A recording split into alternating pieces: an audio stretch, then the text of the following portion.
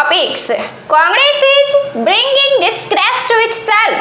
Looking at today's Congress, it really seems that is this the same party that gave the country its first Prime Minister? Is this the same party that had the Iron Lady and the first female Prime Minister Indira Gandhi?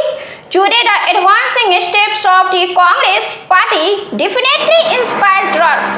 But the very next moment, Rahul Gandhi does something that a large section of people do not take him seriously. In politics, not only criticism is important. In politics, every activity is important. At least Rahul Gandhi should learn something from Owaisi and Tejaswi. Rahul Gandhi has never attacked Narendra Modi more than Tejaswi and Owaisi. He has talked about the poor. He has talked about Dalits. But he has never been able to attack Modi the way Owaisi and Tejaswi do.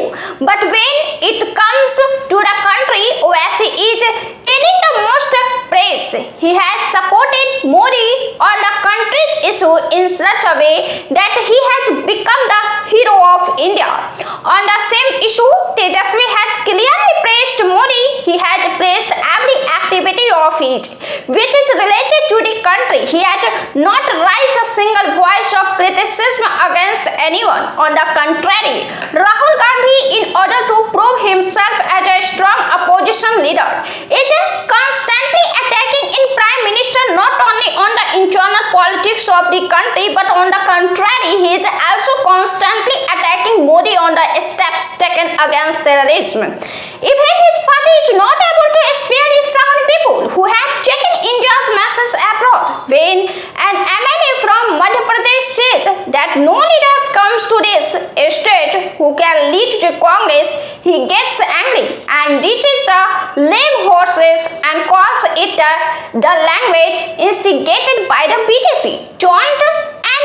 Taunts the MLAs and claims that the Congress government will be formed in Madhya Pradesh. He says that I can see 10 leaders who can form the Congress government in Madhya Pradesh, but when it comes to the country, then constantly term India as weak on international forums. They call Prime Minister Modi weak. Rahul Gandhi should understand that when you call your country's Prime Minister a weak Prime Minister on the international stage, you are not calling the Prime Minister weak but India weak.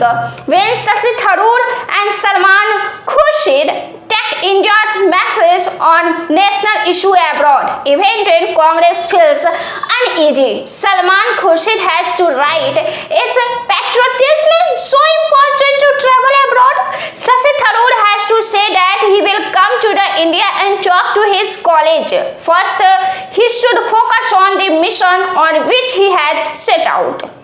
There is a need for balance in politics and truth. If the truth is seen, Congress has made many such mistakes and has lost many opportunities when questions are raised on them. But politics is the name of moving forward and giving opportunities. US President Donald Trump is constantly claiming that he did a ceasefire.